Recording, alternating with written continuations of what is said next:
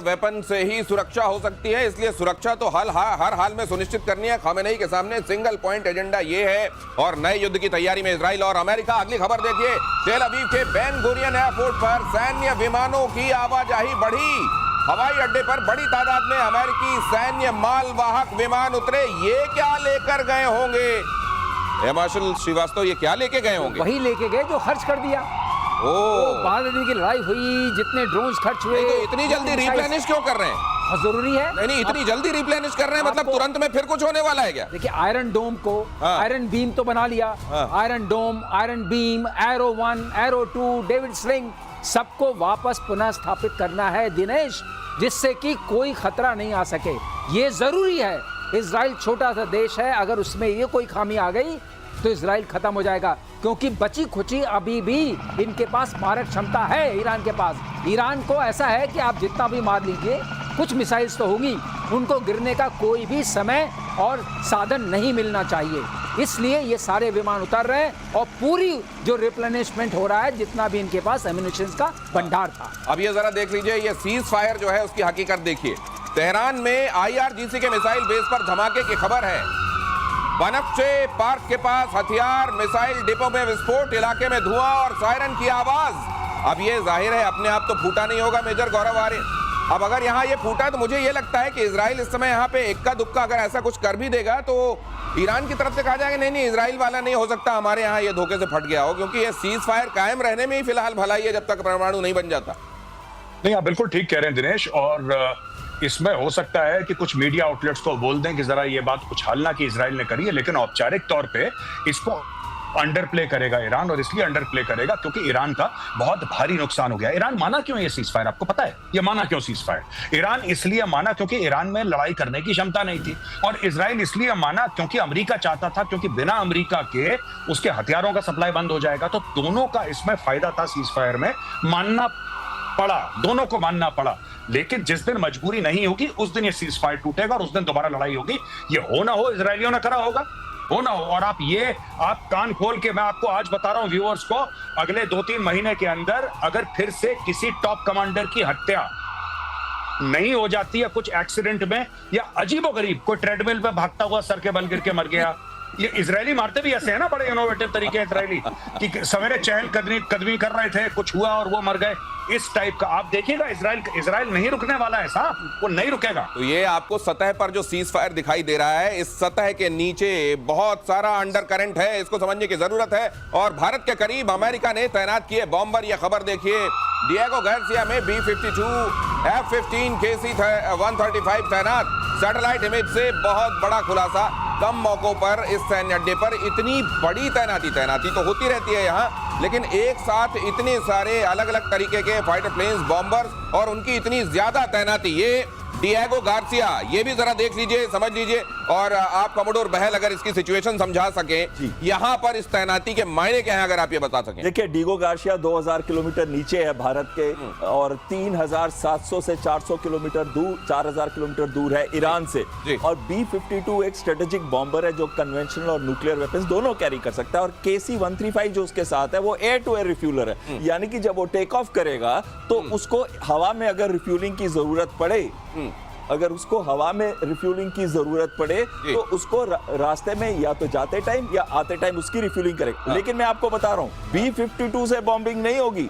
Bombing होगी तो B-2 stealth bomber से ही होगी, चाहे वो व्हाइट मैन बेस जो एयरफोर्स का उनका है मिसूरी में, या फिर B-2 बॉम्बर्स यहाँ पे भी आके डिप्लॉय होते रहे हैं। और उनकी जो 11,000 किलोमीटर की रेंज है उसमें बड़े आराम से। तो सर, इस समय क्या चल रहा है ऐसा जियोपॉलिटिकली कि यहाँ इतनी सारी तैनाती हो रही? ये एक तो है पोजीशनिंग, दूसरी है जो हम कहते हैं ना, जिसको कि हम दिखा रहे हैं ईरान को, और उसको पॉस्चरिंग जैसे वर्ड होता है, उसकी इंग्लिश में एक वर्ड है, हिंदी में शायद कोई और वर्ड नहीं है, पॉस्चरिंग। और तीसरी चीज है कि अगर कोई अर्जेंटली अटैक करना पड़े तो B-52 में इतना पेलोड है कि वो जाके काफी तहस नहस कर सकता है ईरान। इसमें क्विकली ये कहना चाहूंगा कि हॉर्मुज को देखिए, वो जो स्ट्रेट हॉर्मुज है, यहाँ पर अगर कोई गड़बड़ होती है ईरान की तरफ से, अपनी तरफ से प्रतिक्रिया होती है, तो ये उसके दायरे में तेल वाली तैनाती है, तेल वाली तैनाती है, ये पूरा सी लेन्स को कवर करने की तैनाती है। राइट। अगर ईरान ने ऐसा कुछ करने की कोशिश की और हॉर्मुज में कहीं उसने अपनी मसल फ्लेक्सिंग की, तो असल में जो कहा जा रहा है ना पॉस्चरिंग, वो कि जो पहलवान होता है ना वो दांव लगाकर चित तो करता ही है, लेकिन पहले जो मूंछों में ताव देकर ताल ठोकता है ना वो बड़ा जरूरी होता है, और यहां पर वो हो रहा है। अगली खबर देखिए, यूक्रेन को आर्म सप्लाई पर ट्रंप ने लगाई रोक। एयर डिफेंस सिस्टम, तोप के गोले, हवा में मार करने वाली मिसाइल सप्लाई पर रोक। अमेरिका ने यूक्रेन को भेजे जाने वाले PAC-3 पैट्रियट सिस्टम की खेप रोकी। 155 mm artillery round, GMLRS stinger, AIM-7 Hellfire मिसाइलों की खेप पर रोक। अमेरिका ने हथियारों के स्टॉक की कमी का दिया हवाला। मेजर गौरव आर्य, आप ये कह रहे थे कि अब धीरे धीरे ये ब्रेक लगाया जाएगा, और ये लगाया जाना शुरू कर दिया गया। देखिए साहब, मैं तो बहुत ज्यादा कंफ्यूज हो गया हूं, और कंफ्यूज इसलिए हुआ हूं कि कल परसों इन लोगों ने एक बिल इंट्रोड्यूस करा था अपनी कांग्रेस में कि जो तेल खरीदेगा रूस से, जो भी तेल खरीदेगा, खासतौर से भारत और चाइना, उनके ऊपर 500% टैरिफ होगा। ठीक है, उसके 3 दिन पहले इसने बोला था कि ज़ेलेंस्की तो बहुत अच्छा आदमी है। पहले हमारा जो भी कुछ हुआ थी, खटपट हुआ, ऐसी हो गई थी, गलतफहमी हो गई थी, लेकिन ज़ेलेंस्की बहुत, इन्होंने तारीफ करी ज़ेलेंस्की की। आज ये ज़ेलेंस्की के बिल्कुल कह रहे हैं वेपन्स रोक दिए इन्होंने, पेट्रियट मिसाइल वगैरह, तो ज़ेलेंस्की लड़ेगा कैसे? देखिए, रूस इनकी बात मान नहीं रहा है। ऐसे बात तो ये होती ना कि जब रूस कहता कि साहब हम ठीक है, हम लड़ाई रोक रहे हैं, आप ज़ेलेंस्की को बोलो कि वो भी ना लड़े, तो अमन शांति। रूस कह रहा है नहीं, कोई अमन शांति नहीं, हम तो ठोकते रहेंगे इसको। ज़ेलेंस्की के आपने हथियार ले लिए, ये चाह क्या रहा है? ये सीज फायर की बात कर रहा है, और दोनों में से कोई इसके सीज फायर की बात नहीं मान रहा। अब इसका आखिरी दांव ये रह गया है कि यूक्रेन के पास बिल्कुल भी कोई हथियार ना चाहिए, लेकिन उससे होगा क्या? अभी कल परसों आप ही ने कवर करा था ना दिनेश अपने प्रोग्राम में कि एक गांव घेर लिया जहां पे लिथियम था। इन्होंने पूरा घेर लिया गांव। वो तो रूसी फौजें तो आगे बढ़ रही हैं। तो ट्रंप क्या चाह रहा है? जैसे ट्रंप ने बहुत पहले बोला था, मैं क्या चाहता हूं या मैं क्या करने वाला हूं ये किसी को नहीं पता, मुझे भी नहीं पता। तो मुझे लगता है भैया, जब ट्रंप को नहीं पता तो हमें कैसे पता होगा? तो मुझे एक चीज और लगती है, हो सकता है कल जब इस वक्त हम लोग मिल रहे हों तो ये पता चले कि वो खेप भेज दी गई। कल रोकी गई थी, आज भेज दी गई।